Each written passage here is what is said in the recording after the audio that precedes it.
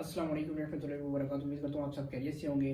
जी, तो आज हम बात करेंगे मेटी फॉर्च्यून के बारे में। मेटी फॉर्च्यून में हमें अर्निंग किस तरह होती है। मेटी फॉर्च्यून में बेसिकली सिर्फ दो प्रोग्राम है, एक X3 और X6। ठीक है ना। अगर आपको X3 और X6 की समझ आ जाती तो आपको और इसमें समझने की कुछ ज़रूरत नहीं है कि ये वर्क कैसे करता है। ठीक है ना। तो जो X3 है वो वर्किंग प्रोग्राम है और जो X6 है वो working plus non working program है। ठीक है ना। मैं आपको समझाता हूँ कि आपको X3 और X6 से अर्निंग आती कैसे है। इनमें जो X3 है उसमें 3 सर्कल्स हैं, जिसमें से 2 रेड है और 1 ब्लू है। ठीक है ना। और जो X6 है उसमें 6 सर्कल्स हैं, जिसमें से मतलब कि 3 ब्लू है और 3 रेड है। ठीक है ना। अब आपको समझना ये है कि जो रेड सर्कल है उसमें जो भी अर्निंग आती है वो हमारी होती है। फर्ज करें मेरा अकाउंट बना हुआ है तो जो रेड सर्कल में जो अर्निंग आएगी वो मुझे मिलेगी, और जो ब्लू सर्कल में अर्निंग आएगी वो किसी और को जाएगी, या अप लाइन को या क्रॉस लाइन को, डाउन लाइन, टीम लाइन, किसी को भी मतलब भी किसी और को जाएगी। तो मैं आपको बताता हूँ कि इनमें अर्निंग होती कैसे है। ये देखिए, ये है X3। ठीक है ना। और ये है X6। ठीक हो गया। ठीक है ना। अब फर्ज करें यहाँ पर पहले आईडी होती है, क्या कहते हैं, कर लेते हैं भाई आपका अपलाइन है X3 में, जो टॉप पर आईडी नंबर आता है वो अपलाइन का होता है हमेशा। तो फर्ज करें मेरे अपलाइन का नंबर है 3। ठीक है। वैसे यहाँ पर होता ग्रे सर्कल है, बल्कि मैं यहाँ पर ना इसे और सर्कल और कलर से कर देता हूँ। यहाँ पर होता ग्रे सर्कल है, लेकिन मैं यहाँ पर ग्रीन से आपको मतलब मेंशन कर रहा हूँ। यहाँ पर मेरे अपलाइन का आईडी नंबर है 3। ठीक है ना। अब इसके नीचे आएगा ये क्या कहते हैं हमारी आईडी कैसे वर्क करती है। देखिए, फर्ज करें पहले ये 3 सर्कल्स होंगे रेड कलर में, और आखिरी सर्कल होगा ब्लू कलर का, और ये हो इसमें ऐसे सर्कल में एक एरो का निशान होगा। ठीक है ना। फिर यहाँ पर आ जाता है X6। X6 में जो पहले 2 सर्कल्स होते हैं वो ब्लू कलर के होते हैं। ठीक है ना। और फिर 3 सर्कल्स इसमें होते हैं रेड कलर के। ठीक है। फिर जो इसमें आखिरी सर्कल होता है वो होता है ब्लू कलर का, उसमें भी ऐसे एरो बना होता है। ठीक है ना। अब ये जो आखिरी सर्कल है ये रिसाइकल का है। ठीक है ना। होता भी ब्लू है और होता भी रिसाइकल का है। ठीक है। या रिसाइकल होता क्या, रिसाइकल मीन जब मतलब यहाँ पर कोई भी आईडी नंबर आएगा, मतलब यहाँ पर तब देखिए अगर हम किसी को ज्वाइन कराते हैं, पहले सर्कल में आईडी नंबर आएगा, दूसरे सर्कल में आईडी नंबर आएगा, तीसरे सर्कल में जब आईडी नंबर आएगा तो ये सारा फिर से रिसाइकल हो जाएगा और ये सारे सर्कल्स खाली हो जाएंगे। जब तक ये सर्कल खाली नहीं होंगे उनमें आईडी नंबर दूसरा नहीं आ सकता, मतलब ये दूसरी ज्वाइनिंग या अर्निंग आपको नहीं आ सकती। ठीक है ना। यही यही चीज़ इसमें समझने की है। ठीक है ना। और ये दोनों सेम टाइम वर्क करते हैं। अगर मतलब भी आप हम खुद अगर कोई ज्वाइनिंग करा रहे हैं तब ये सेम टाइम वर्क करेंगे। अगर मतलब टीम से या मतलब टीम या अपलाइन या कोई और हम मतलब वर्किंग कर रहे हैं तो फिर ये वाला काम वर्क करेगा। ठीक है ना। ये X6 वर्क करेगा। तो अब इसमें हमें अर्निंग होती कैसे, पहले हमारी वर्किंग से हमें अर्निंग कैसे होती है कि हम जब खुद टीम बनाते हैं तो हमें अर्निंग कैसे होती है, हमें हमारी टीम से कितनी अर्निंग आ सकती है स्टार्ट में। ठीक है ना। ये लेवल 1 की बात हो रही है। यहाँ पर लेवल 1 है, मैं लेवल 1 काट देता हूँ यहाँ पे मेंशन। ये दोनों लेवल 1 है। ठीक है ना। ये दोनों लेवल 1 है, ये भी लेवल 1 है, ये भी लेवल 1 का मतलब वो है प्रोग्राम। अच्छा, इसमें मैंने यहाँ पर वो जैसे यहाँ पर आईडी नंबर मैंने राइट किया, यहाँ पर मैंने आईडी नंबर राइट नहीं किया, मैं भूल गया हूँ यहाँ पर आईडी नंबर राइट करना।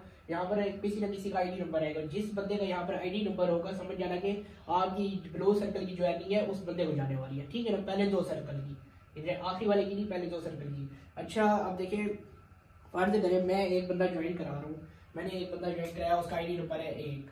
ठीक है ना। तो उससे 0 पॉइंट मैं याद रखें, मैं रेड से जितना भी यहाँ पर राइट करूँगा, रेड में जब भी पॉइंटर यूज़ करूँगा समझ लेना कि ये हमारी अपने लिए ही यूज़ हो रहे हैं, मतलब ये हमारी अर्निंग के लिए यूज़ हो रहे हैं। और जब मैं ये ब्लू कलर वाले को यूज़ करूँगा तो समझ आना ये ब्लू कलर वाला किसी और के लिए यूज़ हो रहा है, टीम के लिए या किसी और के लिए। ठीक है। तो ये आईडी नंबर 1 आ जाता है और इस मेंबर से मुझे 0.8 मैटिक की अर्निंग हो जाती है, बल्कि मुझे क्या कहते हैं पहली ज्वाइनिंग से 0.8 मैटिक की अर्निंग हुई है। तो सेम उसी टाइम मतलब ये सर्कल भी फिल होगा, साथ इसका भी पहला सर्कल फिल होगा, यहाँ पर भी वही सेम आईडी नंबर आएगा, आईडी नंबर 1। ठीक है ना। अब यहाँ पर जिस मेंबर का आईडी नंबर होगा, यहाँ पर मैं यहाँ पर राइट कर ही देता हूँ आपको समझने में मुश्किल ना हो। यहाँ पर आईडी नंबर राइट कर देता हूँ। यहाँ पर आईडी नंबर है, फर्ज करें 5 आ गया आईडी नंबर। ठीक है। ये आईडी नंबर 5 आ गया है। और F6 को यहाँ पे ऐड कर दीजिए F6 से, ठीक है। अरे ये आईडी नंबर 5 आ गया, ठीक है ना, जिसको आपकी अर्निंग जानी है यहाँ से पहले सर्कल से, तो ये अर्निंग चली जाती है इस मेंबर को, ठीक है, 0 पॉइंट इस मेंबर को चली गई। याद रखें क्या कहते हैं, इसमें से हमेशा जब भी आप एक बंदा ज्वाइन कराएंगे, एक बंदे से सिर्फ 2 बंदों को ही मतलब ये अर्निंग जानी है, ज़्यादा वो नहीं जा सकती। हाफ आपके up line, cross line, down line या हाफ किसी और को, ठीक है ना। तो 0.8 मैटिक इस मेंबर को चली गई आईडी नंबर 5 को, ठीक है। फिर मैं क्या कहते हैं दूसरा बंदा ज्वाइन कराता हूँ, उसका आईडी नंबर है 2, ठीक है, तो उससे 0.8 मैटिक मिल है, ठीक है। और उसके बाद सेम उसी टाइम यहाँ पर भी आईडी नंबर 2 आएगा, ठीक है, और यहाँ से अर्निंग चली जाएगी इस मेंबर को 0.8 मैटिक इस मेंबर को चले गए, ठीक है ना। अब देखें वर्क वो नहीं कर रहा, ठीक है ना, वो आपका अपलाइन है या जो भी है वो वर्क नहीं कर रहा, फिर भी उसे अर्निंग जा रही है, ठीक है ना। ऐसे ही मतलब कि हमें नॉन वर्किंग आती है, इसे कहते हैं नॉन वर्किंग, ये नॉन वर्किंग जा रही है उस मेंबर को जिसने वर्क भी नहीं किया, उसे नॉन वर्किंग जा रही है, ठीक है ना। अब तीसरी यहाँ पर समझिए, यहाँ पर आप देखें, यहाँ पर आता है आईडी नंबर तो 3 है, चलो 4 लगा देते हैं, यहाँ पे आईडी नंबर 4 आ जाता है। यहाँ से आईडी नंबर जैसे ही 4 आता है, ये 0.8 मैटिक चले जाते हैं सीधा आपके अपलाइन को, मतलब ये हमेशा रिसाइकल अपलाइन को जाएगा, बेशक ये रिसाइकल हो या ये रिसाइकल हो, ये हमेशा अपलाइन को जाता है, किसी और को नहीं जाता, ठीक है ना।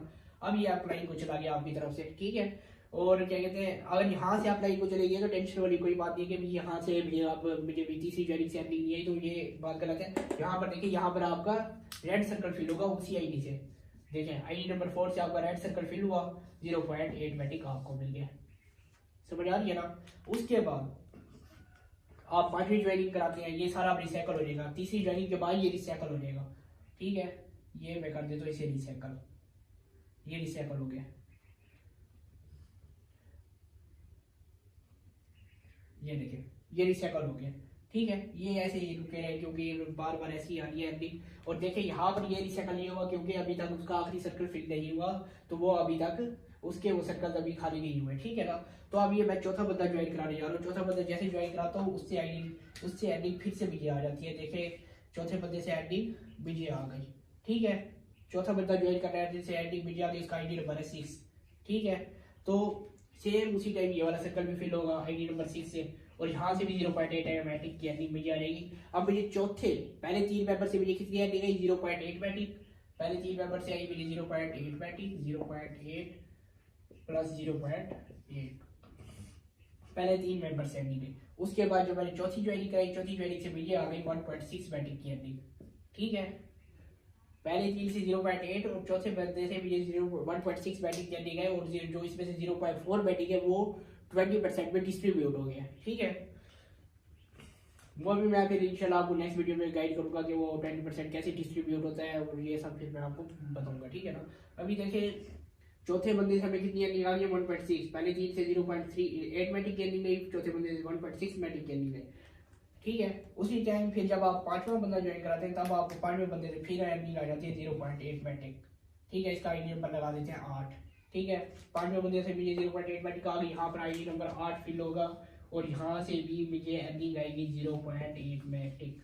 तो हमें 5वें बंदे से भी 1.6 मैटिक की अर्निंग हो चुकी है। अब इसको टोटल अगर हम कैलकुलेट करें तो ये बनते हैं 1.6 और 2.4 और 3.2, तो ये बन के टोटल 5.6 बन गए, ठीक है ना जी। 5.6 से मतलब कि हमें पहले 5 बंदे ज्वाइन कराने पर हमें टोटल जो अर्निंग हुई है वो है 5.6 मैटिक की, ठीक है ना।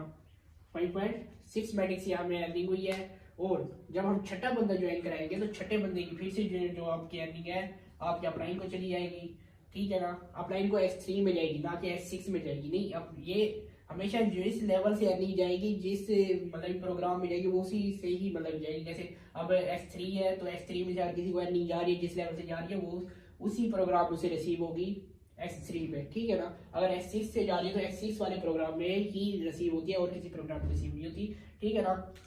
तो यहाँ से फिर से आपकी छठी ज्वाइनिंग में आपके अपलाइन को 3 दफ़ा आपकी तरफ से नॉन वर्किंग जा चुकी है, 2 दफ़ा S3 से, और यहाँ पर आईडी नंबर आता है, यहाँ पर आईडी नंबर लगा देते हैं। जैसे कि यहाँ पर आईडी नंबर मैं 10 लगा देता हूँ, यहाँ पर आईडी नंबर 10 आएगा, और यहाँ से भी क्या कहते हैं, जो क्या कहते हैं 0.8 बैठेंगे, यहाँ से ये भी आपके अपलाइन को चले जाएंगे X6 में, वहाँ से X3 में भी है, X6 में भी है। आपका अपलाइन का आईडी नंबर क्या था, 3, मैं यहाँ पर 3 मेंशन कर देता हूँ, ठीक है, 3 मेंशन कर दिया। अच्छा एक और बात, ये जब ये वाला रिसाइकल फिल होगा, यहाँ पर आपको समझने की जरूरत है, ये वाला रिसाइकल फिल होने के बाद ये सर्कल्स तो खाली होंगे, ठीक है ना, ये सर्कल्स खाली होंगे और साथ साथ एक और यहाँ पर एक और काम भी होगा। यहाँ पर ये सर्कल्स खाली होने के बाद यहाँ पर ये आईडी नंबर चेंज हो जाएगा। एक दफा से 5 आईडी नंबर 5 को गई थी, ठीक है ना, आपकी टीम में आईडी नंबर आया 1 आया, 2 आया, 3 आया, 8 आया, 10 आया, इसमें से किसी का भी आईडी नंबर यहाँ पर आ जाएगा। फर्ज करें मैं 8 मेंशन कर दूं तो यहाँ पर आईडी नंबर फिर 8 आ जाता है आपकी टीम पे से, ठीक है ना, आपकी टीम में से आईडी नंबर 8 आ रहा है। आपके अपलाइन का भी नंबर आ सकता है, जरूरी नहीं है कि 8 आएगा, 3 नंबर भी आ सकता है यहाँ पर। अब नेक्स्ट टाइम जब आप 7वीं ज्वाइनिंग कराते हैं, 7वीं ज्वाइनिंग से आपको अर्निंग होती है। वैसे तो यहाँ पर आपको उम्मीद करता हूँ यहाँ तक आपको सारी समझ आ रही होगी, ठीक है ना। जब आप 7वां बंदा ज्वाइन कराएंगे तो यहाँ पर उसका आईडी नंबर आएगा, मतलब ये भी रिसाइकल हो चुके हैं अब तक, तीसरे बंदे के बाद यहाँ पर ये रिसाइकल हो गया। अब आपने टोटल 6 बंदे ज्वाइन कराए हैं। टोटल 6 बंदे ज्वाइन कराने के बाद टोटल जो आपके अपलाइन को आपकी तरफ से अर्निंग गई है वो है, अगर ये दोनों आईडीज आपके अपलाइन के साथ कनेक्ट थी तो फिर आपके अपलाइन को टोटल आपकी तरफ से अर्निंग गई है क्या कहते हैं 0.8 प्लस यहाँ से 0.8, 2 दफ़ा यहाँ से गई, 1 दफ़ा वहाँ से गई 0.8, तो टोटल हो गई इज इक्वल टू 2.4, मतलब 2.4 मैट्रिक अर्निंग। ये सिर्फ लेवल 1 से, लेवल 1 पर आपने सिर्फ वर्क किया तो लेवल 1 से ही आपके अपलाइन को गई है आपकी वर्किंग से 2.4 मैट्रिक की अर्निंग, ठीक है ना। अब देखिए आपके अपलाइन ने काम नहीं किया, आप नीचे अपलाइन की टीम में काम कर रहे हैं और अपलाइन को टीम ऐसे ही अर्निंग दी है। जरूरी नहीं है कि आप ये सोच रहे हैं कि आपकी वर्किंग से आपके अपलाइन को गई है, तो सोचें अगर आपकी टीम में अगर ऐसे 10 बंदे वर्क कर रहे हो, वैसे तो मुश्किल होता है कि इतने लोग टीम में वर्क करें, लेकिन अगर आपकी टीम में 10 बंदे वर्क कर रहे हो तो सोचें आपको एक दिन में कितनी अर्निंग आएगी, ठीक है ना।